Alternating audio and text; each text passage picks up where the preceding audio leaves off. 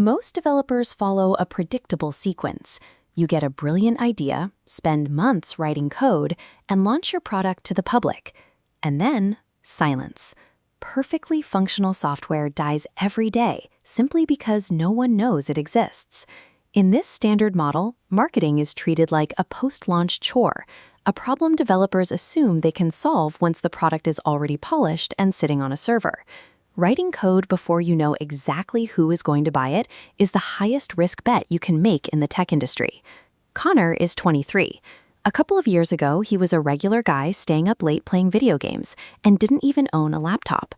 Look at this chart. The towering column on the left shows his current monthly revenue, $155,000. That tiny sliver next to it is his total operating cost, just $5,000. He didn't achieve a near-perfect profit margin by acquiring an elite computer science degree. He did it by running the standard development playbook in complete reverse. Before opening a single code editor, Connor went looking for an audience. He connected with Casper, a content creator whose viewers were actively searching for ways to save money and find side hustles. A standard sponsored video from a creator of that size cost around $1,500. Connor didn't pay it. Instead, he offered a slice of ownership in a business that had not yet been built. Hand someone a flat advertising fee, and they'll read your script once and move on. Give them equity, and every time the software makes a dollar, they get a cut. The influencer transforms from a rented billboard into a highly motivated, long-term business partner. Connor didn't pitch a finished product to his new partner. He brought 5 distinct application mockups to the table and asked Casper to identify exactly what his viewers were already complaining about. By letting the target demographic dictate the product, the hardest problem in software development, distribution, was solved before a single line of code was written. The concept the audience selected was an app called Payout. Every year, corporations settle massive class action lawsuits over privacy breaches or hidden fees, and millions of consumers are owed settlement money they never claim. Most apps try to sell a feature that might save a user time. Payout sells a direct, predictable financial return. The mechanics are entirely frictionless. A user pays a few dollars for a subscription, and the system automatically matches them with active lawsuits, generates the dense legal paperwork, and facilitates the claim to retrieve hundreds of dollars owed to them. The market reaction was immediate. Within 50 days of launch, Payout was generating $45,000 a month in revenue. Consumers will quickly adopt software that acts as a direct financial multiplier. You don't have to convince someone of the value when the product literally pays them to use it.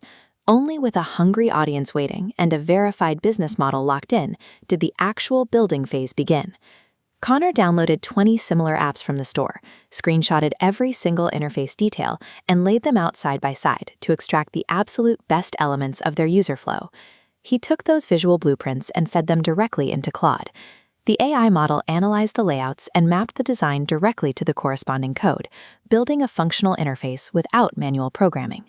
This workflow meant a solo creator with limited technical background could compress what used to be a multi-month development cycle into a few short weeks. Technical execution is no longer the primary hurdle. For anyone with a validated market, AI now operates as a high-speed engineering partner that executes tasks once reserved for entire teams. The equity partnership paid off. Casper's dedicated content drove 35,000 clicks directly to Payout, generating enough momentum to land the app on a giant billboard in Times Square. Connor operates on a concept called highest leverage.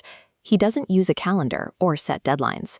Every morning, he wakes up and asks himself which single action will yield the highest disproportionate return that day. He applied this logic to a previous application he built.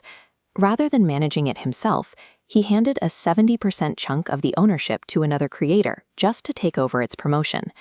Surrendering the majority share of a profitable tool was a calculated move. It completely freed up his cognitive bandwidth for his next higher leverage project.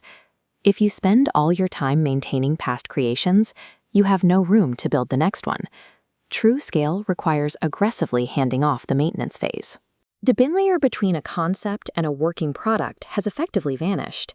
AI has reduced the engineering timeline from months of manual labor to a sequence of directed prompts. In this environment, a functional app is no longer a sufficient defense against competition. When the tools for creation are available to everyone, the code itself is no longer the primary value driver. Survival now relies entirely on what happens before the software is built. Success requires unique intellectual property, pre-secured distribution channels, and understanding human psychology. We are operating in an economy where technical skill is being commoditized. The winners are those who figure out exactly who they are selling to long before they ever start building.